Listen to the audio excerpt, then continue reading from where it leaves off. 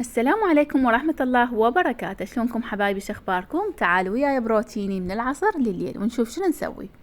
هنا حبايب راح اسوي طريقة البرازق الشامية، وصفة جدا سهلة وطعمها كلش لذيذ، تنفع للعصرونيات والمناسبات. هنا عندي 4 أكواب من الطحين، وضفت لهم 1.5 كوب من السمنة. راح اعجنهم سوا وبعدها تكون العجينة طرية، وبعدها اغلفها واتركها نصف ساعة بالثلاجة. هنا حبايب شوفولي الطراوة مالتها مال العجينة، تصير اطرى من عجينة الشكرلمة. طبعا هاي الوصفة شفتها على التيك توك فحبيت اجربها، وقلت اذا جربتها وطلعت طيبة راح انزلها بالقناة، وطلعت كلش طيبة.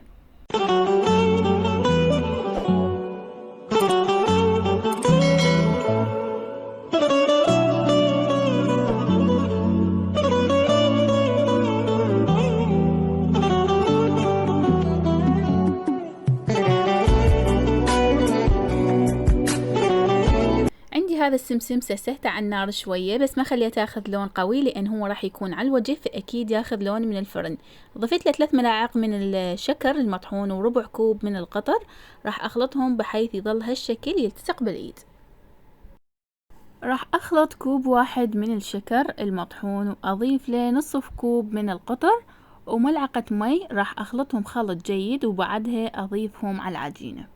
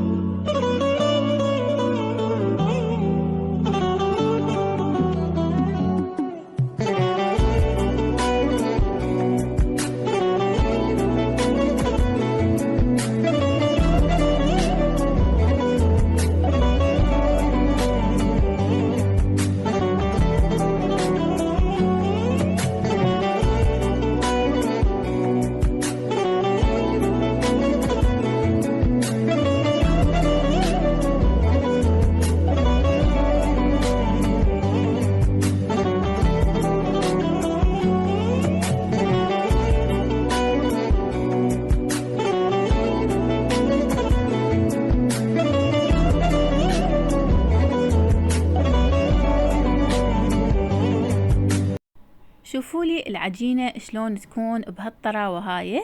طبعا هنا حضرنا صينية الفرن وضفنا لها ورق الزبد، وطبعا راح اشكلها اشكال دائرية واغطها بالسمسم اللي سويناه، وارتبها بالصينية وادخلها للفرن على درجة حرارة 200 لمدة 10 دقائق فقط، وبعدها تكون جاهزة.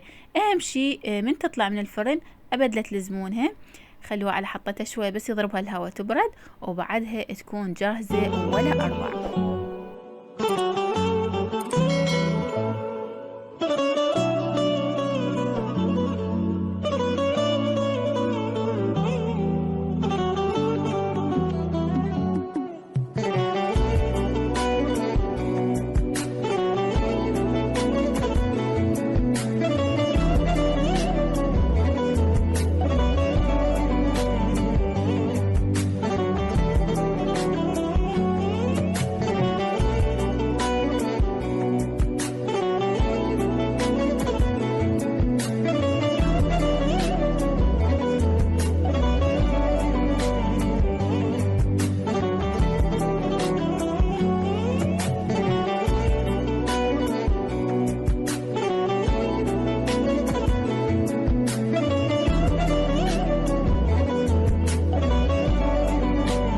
هنا بعد ما طلعت من الفرن حارة تركتها تبرد، وسويت وياها الشاي المهيل، وتنفع بكل الأوقات، وطعمها كلش طيب، وموادها جدا بسيطة ومتوفرة بكل بيت.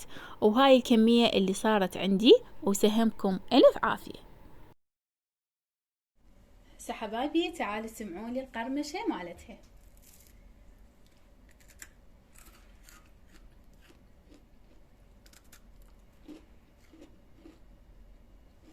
طعمها كلش طيب.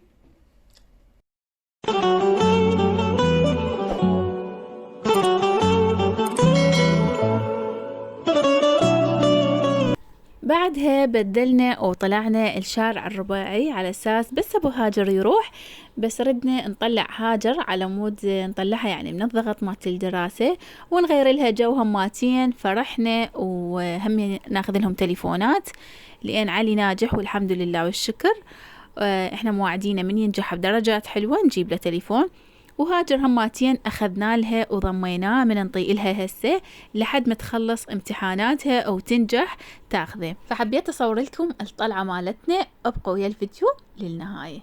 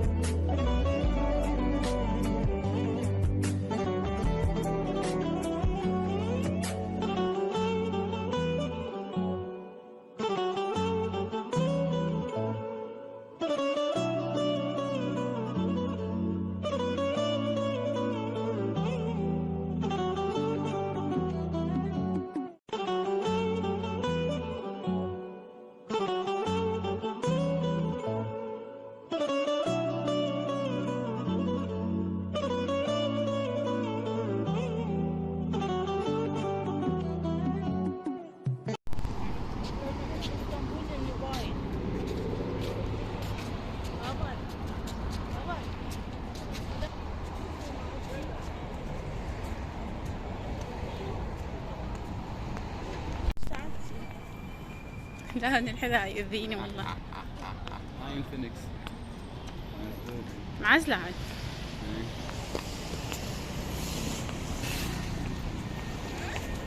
شو هذا؟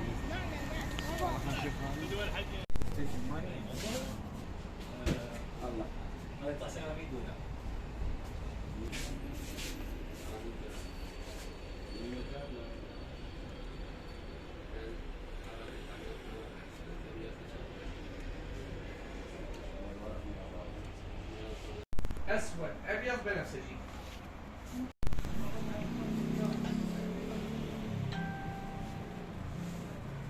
بابا هذا مو بنفسجي، هذا ازرق. شوفه. هجولة انتي متأكدة ترتيب بنفسجي؟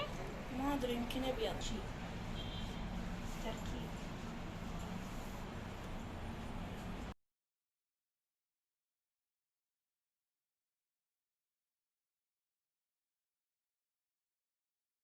بعد ما اشترينا وطلعنا تقوشي قضاها علينا بتشي، فهنا وقفنا يمه بالذرة، اشترينا له ذرة وسكتناه.